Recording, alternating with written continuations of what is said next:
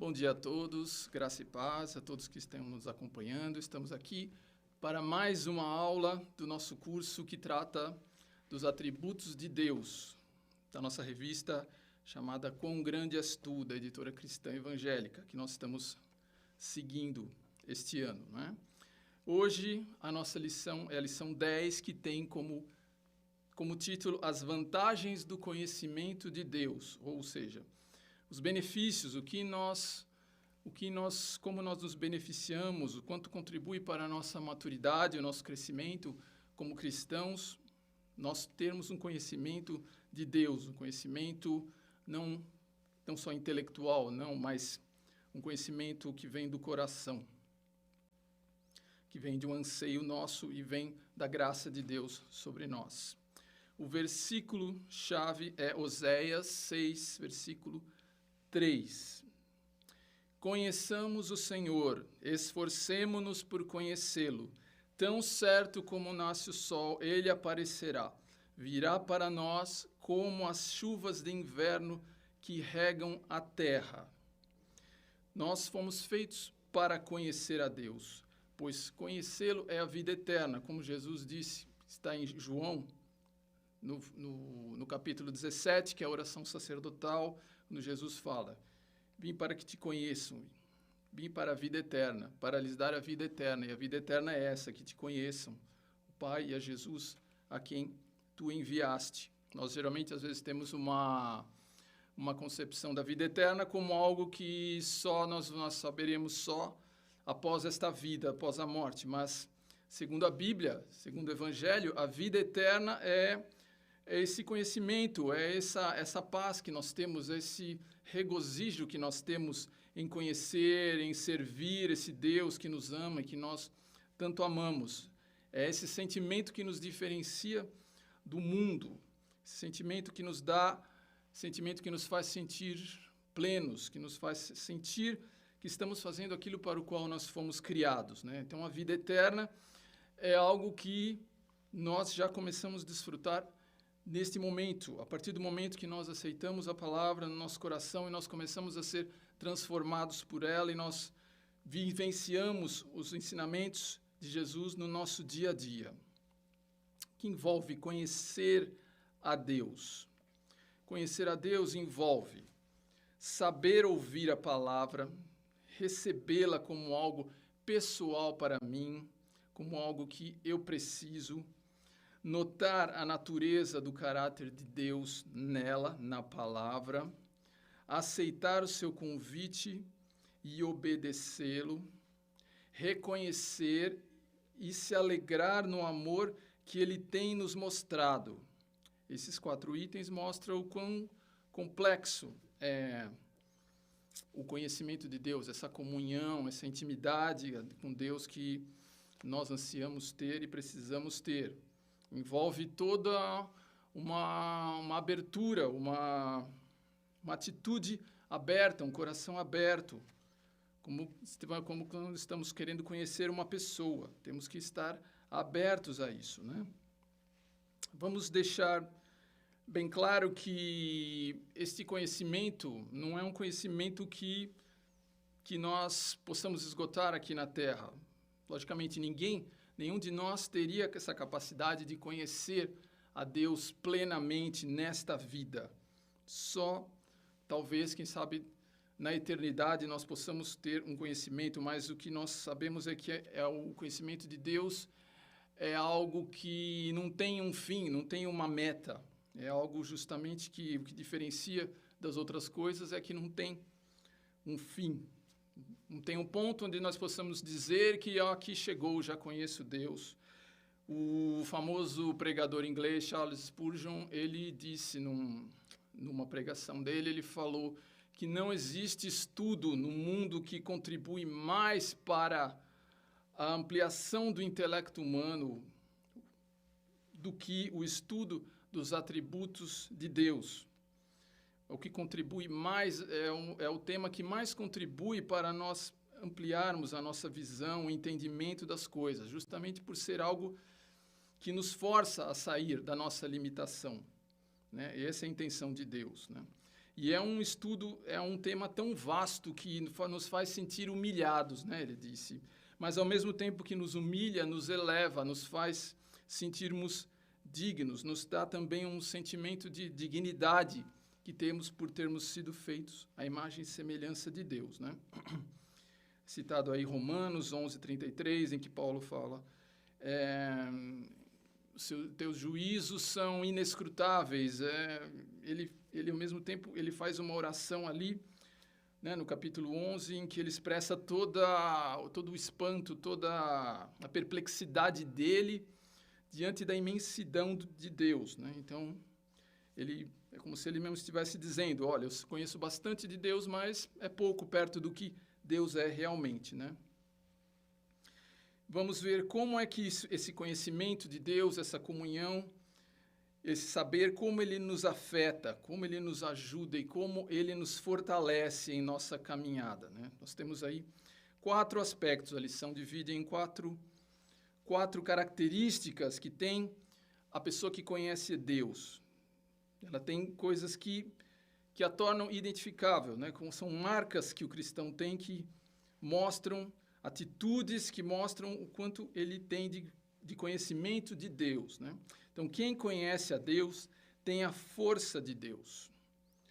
E é mencionado o livro de Daniel. O livro de Daniel é um livro muito apropriado para esse assunto, porque ele mostra como o conhecimento que alguém tem de Deus ajuda na hora de quando nós estamos pressionados num ambiente em que tudo é contrário a nós. Então, o conhecimento de Deus, a comunhão que temos com Deus nos ajuda nesses momentos a nos firmarmos, né, a estabelecermos um diferencial entre nós e o mundo que nos cerca, o mundo que se opõe a nós, né? Então, o livro de Daniel é mencionado aqui como exemplo. Daniel estava ali na corte de Nabucodonosor, da Babilônia, eles tinham sido levados para lá, estavam em cativeiro, ele, como tinha conhecimento, era um jovem de boa aparência, então ele foi um dos escolhidos para estar na corte babilônica, para servir ali. E como nessa posição, ele tinha direito de saborear, desfrutar dos alimentos, dos manjares que eram servidos ali na corte, né? Mas isso está em Daniel, no capítulo 1, de 8 a 9, que está aparecendo aí. Apesar de ter esse direito, ele preferiu se manter puro. É o que diz a Bíblia, né? A Bíblia não diz nem diz que ele perguntou a Deus ou ele ficou com alguma dúvida. Não, ele quis se manter puro. Sabiam que eles estavam no meio de uma sociedade pagã em que havia aquele costume de oferecer alimentos aos ídolos. Então, Daniel, ele consciente disso, ele achou melhor para se manter. Ele pensou nessa atitude, ele pensou na relação dele com Deus, e quanto isso, se ele provasse aqueles alimentos, poderiam prejudicar, né, a relação que ele tinha com Deus. Nós vemos ao longo do livro a vida piedosa que ele tinha o hábito de orar 3 vezes por dia.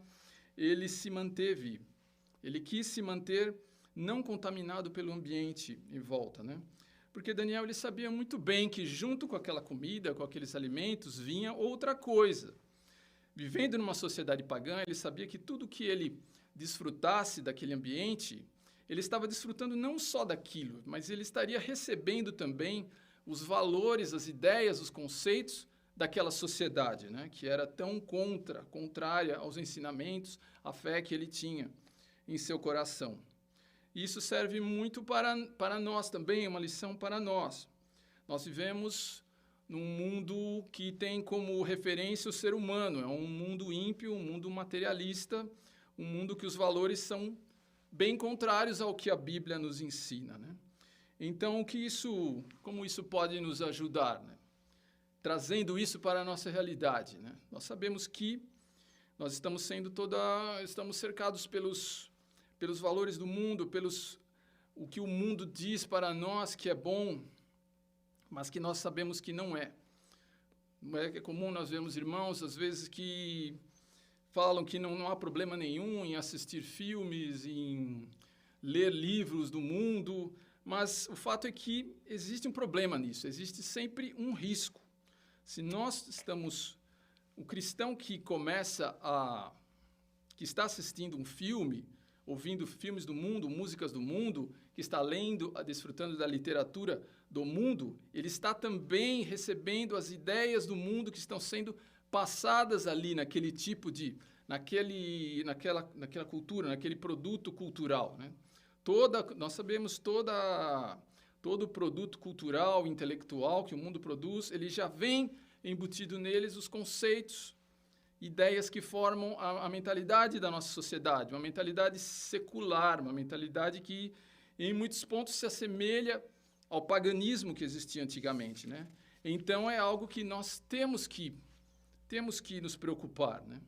Não ficar em dúvida, mas ter a certeza que Daniel teve. Ele não teve dúvida, ele sabia pelo coração. E o cristão, quando ele tem isso, quando ele tem a Deus, a Jesus Cristo no seu coração, e ele percebe o quanto ele recebeu, percebe toda a gratidão que ele deve a Deus, ele vai saber, ele não vai ficar em dúvida, ele vai saber que não é bom, essas coisas, elas não contribuem em nada para o seu crescimento, e ele vai saber que ele pode aproveitar o seu tempo de uma forma muito mais nobre, muito mais elevada do que os divertimentos que o mundo oferece, né?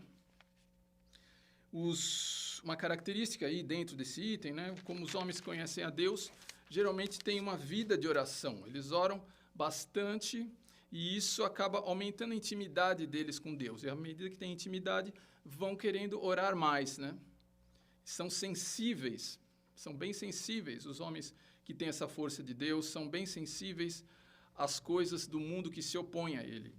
Então, que nós vemos muito no livro de Salmos, né? Existem muito, não só os Salmos de Davi, como os outros, em que nós encontramos expressões, os salmistas expressando ira contra os ímpios, né? Dizendo, espero que o Senhor destrua todos os ímpios, que mate todos os que não gostam, todos os que não obedecem à lei, os que não se curvam diante de Deus. Isso tem que ser entendido nesse contexto, né? A pessoa que ela ama Deus, ela tem essa comunhão forte com Deus, ela é sensível. Então, existe esse tipo de expressão. Ela tende a ser assim, a desprezar as pessoas que não gostam de Deus, que não são piedosas. É por isso que no livro de Salmos nós vemos isto, né?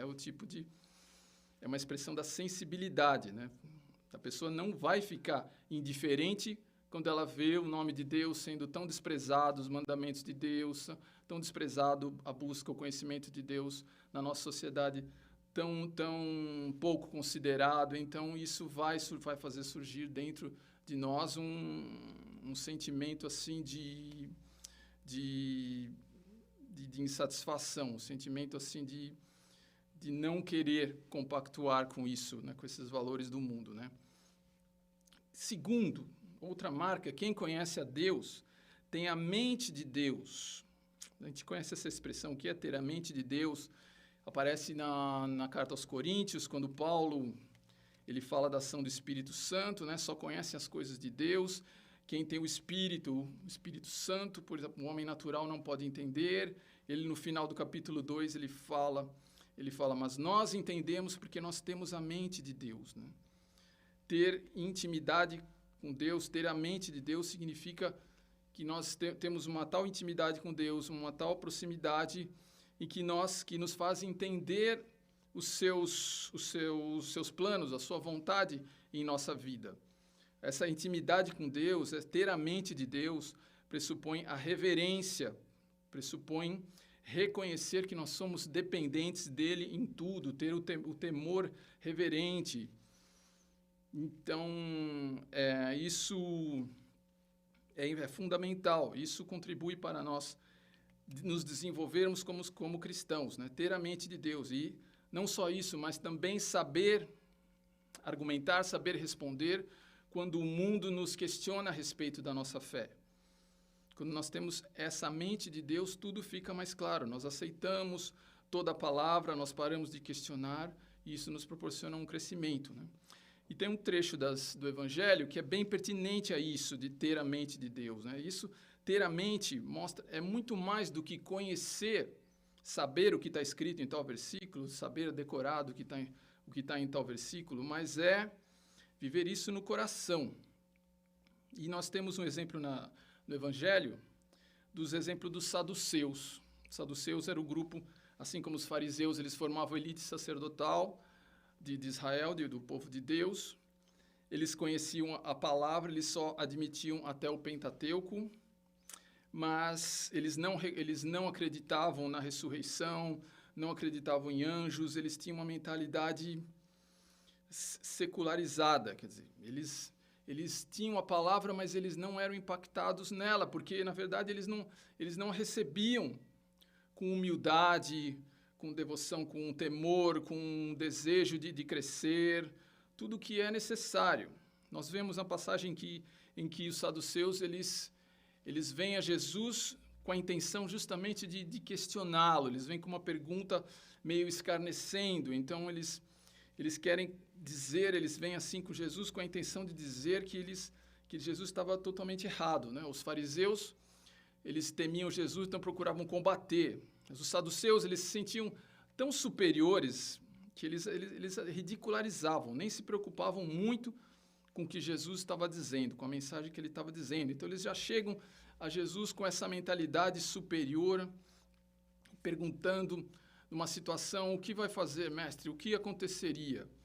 No caso, quando, por exemplo, tem sete homens, um homem se casa com uma mulher e ele morre, aí a lei diz que ele tem que se casar que ela tem, se não tiver herdeiros, ela tem que se casar com o irmão, e assim sucessivamente. E eles colocam uma situação imaginária. Imagine 7 homens, 7 irmãos, eles morrem, se casam com a mesma mulher, nenhum deixa herdeiros. E eles perguntam, na ressurreição, com quem que essa mulher vai ficar se ela foi esposa de todos esses? Né? E Jesus logo responde a eles, vocês estão enganados porque vocês não conhecem nem a Escritura, nem o poder de Deus. Jesus fala para eles estão com aquela visão pequena, né? Que era assim uma visão secular. Jesus mostra a eles, ora, além de eles não crerem na ressurreição, a visão, o entendimento que eles tinham da ressurreição era algo pequeno. Eles imaginavam a ressurreição como uma continuação da vida aqui, continuação das coisas, que as mesmas estruturas familiares que existiam, sociais que existiam aqui, vão continuar existindo depois da ressurreição. Era como se a ressurreição fosse uma restituição daquilo que a pessoa perdeu. Ela morre, perde o corpo, tudo, mas depois ressuscita e recupera tudo, a esposa e o corpo e tal.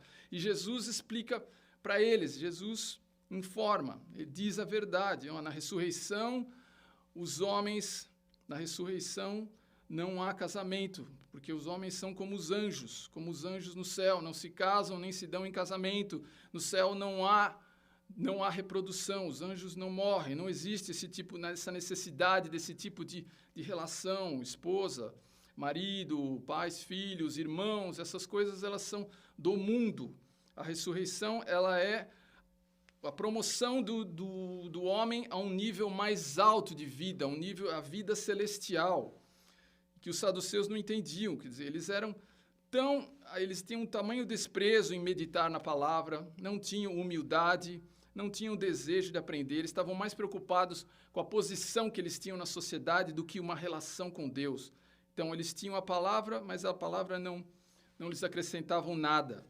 Eles vieram a Jesus com a intenção de fazê-lo ficar ridículo, mas foram eles que ficaram ridículos, eles que mostraram a fraqueza deles, como se Jesus estivesse falando.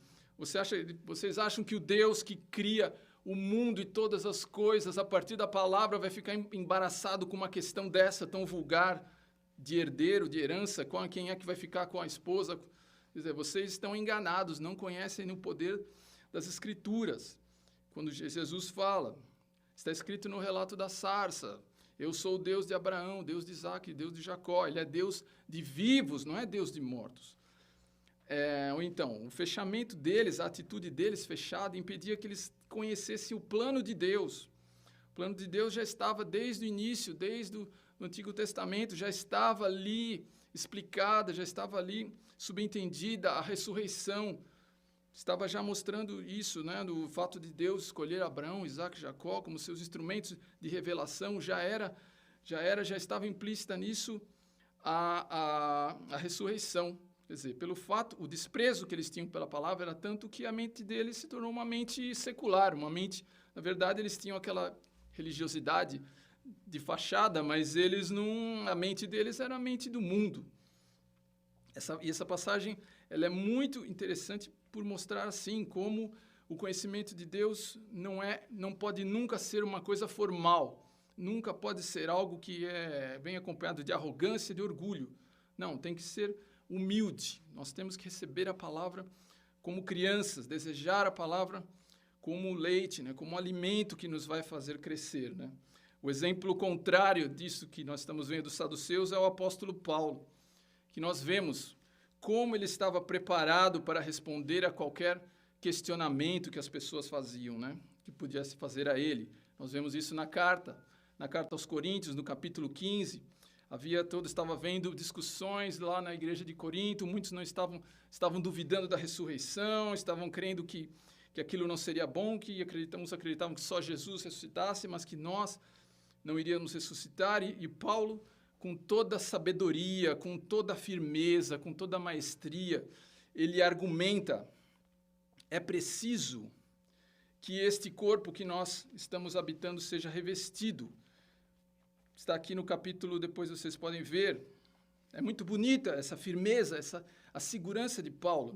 No capítulo 15, versículo 53, na minha Bíblia está até grifada esta palavra. Se fosse vocês, eu grifaria esta palavra, porque ela mostra o quanto Paulo estava seguro do que ele estava falando. Pois é necessário que aquilo que é corruptível se revista de incorruptibilidade, e aquilo que é mortal se revista de imortalidade. Paulo entendeu o plano de Deus, por isso que ele fala com essa segurança. Ele sabia que nós, conhecedor da glória de Deus, ele é alguém que, Paulo, ele recebeu a revelação, recebeu Jesus Cristo no seu coração, investiu toda a sua vida naquilo, então ele tinha um conhecimento da glória de Deus que permitia ele dizer isso. Ele falava com certeza. Nós precisamos ser revestidos, nosso corpo mortal, ele não tem condições de estar diante de Deus, então ele precisa ser revestido como os anjos, revestido de um corpo glorioso, para que possa glorificar, para que esteja preparado para louvar a Deus, para adorar a Deus na eternidade. Isso mostra o conhecimento que Paulo tinha. Ele tinha autoridade por andar com Deus. Só essa declaração mostra que o apóstolo Paulo era alguém que gastava muito tempo com Deus. Então, ele, por amar a Deus a tanto, ele honrou a Deus e Deus retribuiu esse amor que ele tinha a Deus. Esse amor, Deus retribuiu a ele, iluminando o entendimento dele para entender o plano de Deus para o homem, né? E para nós, isso é muito importante. Nós estamos sendo questionados no nosso dia a dia. Existem fariseus no nosso trabalho ou mesmo na nossa família que às vezes vêm nos questionando, fariseus, saduceus que vêm nos questionando. Mas por que você acredita nisso? Como é que você acredita nisso? Não, mas eu acredito porque eu sei. A minha humildade fez com que eu conhecesse, o meu desejo de conhecer a Deus e a revelação dele a mim me fez conhecer isso, então eu tenho essa certeza. Nós podemos dizer às pessoas, a nossa visão que nós temos do povo de Deus, um dia glorificado e adorando a Deus eternamente, não é uma esperança infundada, não é um devaneio, é uma certeza que nós temos. Tem essa certeza quem anda com Deus. Se a sua certeza na ressurreição, na vida eterna, anda um pouco enfraquecida, então eu recomendo, você deve se consultar, examinar o seu coração. Talvez você esteja dividindo o seu coração com outras coisas, esteja deixando um pouco de lado a sua vida de oração. Enfim, nós temos que nos fortalecer, algo que nós temos sempre que estar atentos, porque é essa comunhão com Deus, é essa proximidade que vai nos dar autoridade para responder a qualquer um que venha nos questionar, né? O amor de Deus, a intimidade com Deus, a mente com Deus, pressupõe amar o mundo, quer dizer, amar as pessoas como Deus amou. Nós vemos no Evangelho a atitude de Jesus, como ele ficava compungido, como ele ficava entristecido de ver as multidões perdidas, sem pastor. Esse é o amor de Deus. Quem tem a mente de Deus implica em ter essa mente, essa sensibilidade voltada a olhar para as pessoas e ver como elas estão perdidas, o quanto precisam de Deus, mesmo que aparentemente elas pareçam que têm um sucesso, que estão bem-sucedidas, bem resolvidas, mas no íntimo não estão vazias porque não conhecem o amor de Deus. Vamos para o item, o 3. Quem conhece a Deus tem a ousadia de Deus.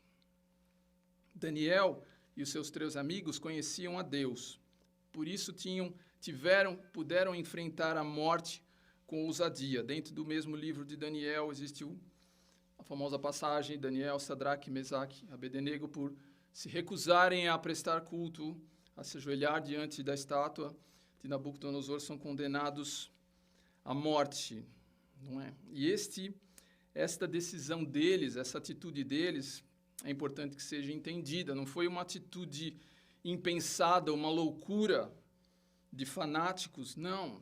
Como diz na revista, eles calcularam as consequências daquilo que eles estavam fazendo. Eles estavam vivendo no meio de um povo pagão e sendo forçados a adorar um rei arrogante, presunçoso, orgulhoso. Então, eles pensaram assim, se Deus não fizer nada, eles acreditavam, Deus vai nos tirar da fornalha. Mas eles pensaram, se Deus não nos tirar da fornalha, nós também estamos glorificando a Deus. Nós vamos morrer, mas glorificamos a Deus. Se Deus nos tirar da fornalha, muito bem. Mas eles não queriam, era desmerecer o que tinham conhecido de Deus. Eles não quiseram arranhar o nome de Deus. Eles quiseram tomar uma atitude que glorificasse a Deus e fortalecesse a fé, que servisse de um testemunho maravilhoso diante dos pagãos que estavam condenando eles à morte. Por conhecer a Deus, eles puderam enfrentar isso. Então, eles não temeram, mesmo que o fogo os consumisse, porque eles conheciam a Deus e sentiam o quanto eles ganhavam naquela vida, o quanto enriquecia a vida deles andarem com Deus. A ousadia de Deus também não corre de ameaças, enfrenta as mais variadas oposições. No livro de Atos, não só nesse versículo, né, de Atos de 20, 24, quando Paulo fala, o Espírito Santo me avisa que virão sofrimentos e prisões, mas não considero a minha vida de valor algum, se somente puder terminar a corrida. E nós sabemos ao longo do livro de Atos o quanto Paulo enfrentou de oposição. Ele foi nas cidades em Listra, Jerusalém, Icônio, ele foi espancado, apedrejado, xingado, humilhado, açoitado. Em Atenas foi chamado de tagarela, foi chamado de louco pelo governador romano, chamou ele de louco quando ele expôs o que ele testemunhou, do que ele tinha recebido de Deus. Mas ele não desistiu, toda aquela oposição fez ele desistir. Pelo contrário, aquilo parece que até alimentava mais ele ainda. Tudo que vinha contra ele, de alguma forma, ele ultrapassava e ele crescia mais na fé. Ousadia aceita os riscos. Hebreus, essa passagem do versículo 11 de Hebreus, 23 a 29, ela focaliza Moisés, né, que poderia ter continuado aquela vida dele. Ele tinha toda a formação, a melhor formação que um egípcio poderia ter tido uma vida tranquila, mas ele aceitou o chamado, preferindo ser maltratado com o povo de Deus, como diz aí, do que desfrutar das bênçãos de viver na corte do faraó. Esses exemplos que tem no capítulo de Hebreus, 11 de Hebreus, mostram assim que o fato de nós sermos cristãos não nos livra, além de não nos livrar de problemas, não nos livra de termos problema, de passarmos tribulações, como nós podemos até, por ser cristãos, sermos colocados por Deus em situações difíceis, em situações de tribulação, justamente se a intenção de Deus é nos preparar para para outros horizontes, se a intenção de Deus era nos preparar para sermos bênção na vida de outras pessoas e contribuirmos para a expansão do teu reino, né? E essa justamente a nossa resistência, é a nossa resistência a essas oposições que nos ajudam a medir quão grande é o conhecimento que temos de Deus. Conforme nós resistimos às oposições, isso nos mostra o quanto nós conhecemos de Deus ou quanto ainda precisamos conhecer. Quem conhece a Deus tem a alegria de Deus. Esta alegria, ela vem da paz. 3, 4 aqui. Alegria de Deus. Quem conhece a alegria... Isso, 4. Essa alegria de Deus. Alegria. Quem conhece a Deus tem a alegria. Nesse item, nós vamos ver a carta aos Filipenses. Só para vocês terem uma ideia.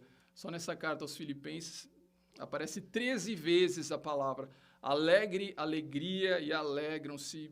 13 vezes o apóstolo Paulo escreve esta palavra aí, né? Então, isso mostra toda a satisfação, o regozijo que ele tinha em tudo que ele estava apresentando.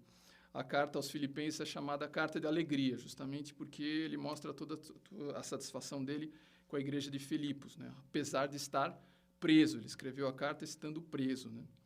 De onde vem essa alegria, né, do cristão? A alegria vem da paz, de estar recebendo a paz que o cristão recebe quando ele aceita Jesus e ele começa a se regozijar na salvação. É a alegria que tem só os que estão em paz com Deus. Ao longo da carta aos Filipenses, quem conhece bem a carta aos Filipenses, né, ele mostra o quanto ele se alegra justamente nas situações mais adversas. Ele fala o famoso, quando ele fala tudo posso naquele que me fortalece, ele está dizendo que se eu tiver que ele aprendeu a viver bem em qualquer situação, se ele tiver num ambiente favorável, se ele estiver comendo bem, ele vai estar contente, se ele estiver comendo a pior comida que tem, ele vai estar contente, ele diz que aprendeu a viver contente em qualquer situação. No capítulo 1, quando é falado que ele está preso, ele fica sabendo que tem pessoas que estão pregando o evangelho por inveja dele, por ambição. Talvez eu estava vendo até esse tipo de comentário. Ele sabia que estavam comentando, olha, Paulo ele não é um bom pregador, se ele tivesse sido um bom pregador, ele não estaria sido preso. Mas ele fez coisas erradas, então ele está sendo preso. Mas ele tem uma hora que ele fala, não me importa, que seja por motivos errados, seja por motivos bons ou maus, o importa é que o evangelho está sendo pregado, a palavra de Cristo, a salvação está sendo pregada, isso que mostra. Então ele expressa que a alegria dele não ficava abalada, não era abalada pelas circunstâncias, né? Ele fala nas perdas, considero tudo que eu tive como esterco para ganhar mais, para conhecer mais a Cristo, né? E o que nós vemos nessa carta, né? Uma característica dessa carta, você vê, tudo que ele fala que alegra, que o faz sentir alegre, são coisas relativas aos sentimentos que ele tinha a Deus e aos irmãos. Então, ele se alegra de ver que ele está motivando os irmãos a persistirem na fé, a não desistirem. E ele se alegra de ver a atitude dos cristãos, dos irmãos, alegram, faz ele continuar a alegria, uma coisa que transmite dele para os irmãos e dos irmãos a ele. É uma coisa muito bonita, né? É uma alegria que decorre de coisas, não é uma alegria que decorre de coisas materiais, de ter ganhado de um benefício que não tem a ver com o reino, ter ganhado uma casa, ter ganhado um emprego, mas ele se alegra de ver os irmãos trabalhando e se doando para o bem da obra, né? Só o cristão pode ter essa alegria, né? Se alegrar no exercício, né? Se alegrar trabalhando em prol do crescimento da obra do reino de Deus no mundo, né? E concluímos, né? Para a conclusão, qual é o importante nós sabermos disso, né? É entender que existe uma diferença entre saber coisas sobre Deus e conhecer realmente a Deus, né? Alguém pode saber muitas coisas sobre Deus, ser bom conhecedor de teologia, de doutrinas, mas mesmo assim não conhecer, mesmo assim aquele conhecimento pode ser algo só intelectual, mas não é algo que afeta ao indivíduo como pessoa, né? O conhecimento envolve, conhecer realmente a Deus não é uma questão de você ser culto, de você ser inteligente, de você ler muitos livros, mas o que está se falando aqui é o conhecimento que você tem de vivenciar a Deus no seu dia a dia, de depender dele, de recorrer a ele, de orar a ele, de colocar diante dele todas as questões da sua vida. É esse tipo de conhecimento que envolve sentimentos, que envolve os nossos sentimentos mais profundos. Porque no final é esse conhecimento que vai nos fazer a testemunhar, a querer trabalhar mais na obra, a servir. Esse é o conhecimento realmente que diferencia o cristão de qualquer outra pessoa no mundo. O cristão, ele tem esse conhecimento, é um conhecimento que afeta-o totalmente e que transforma totalmente a sua vida e que faz ele realmente ser diferente no mundo, ser luz, ser sal neste mundo que tanto precisa da palavra de Deus, né? Vamos terminar orando. Senhor Deus, muito obrigado, Pai, pela Tua palavra, a Tua palavra que nos exorta, que nos anima, que nos consola, a Tua palavra que nos faz enxergar muito mais além, Senhor, da nossa pequenez de seres humanos limitados, Senhor. Nos ajuda a aprendermos cada vez mais de Ti, Senhor. Nos ajuda a termos um coração aberto, um coração ensinável, Senhor, que nos faça ter cada vez mais comunhão contigo, Senhor, e que possamos testemunhar com poder sobre tudo que tens feito em nossas vidas, sobre as tuas promessas, Senhor. Assim te agradecemos, Pai, em nome de Jesus. Obrigado a todos e até a próxima, se o Senhor permitir.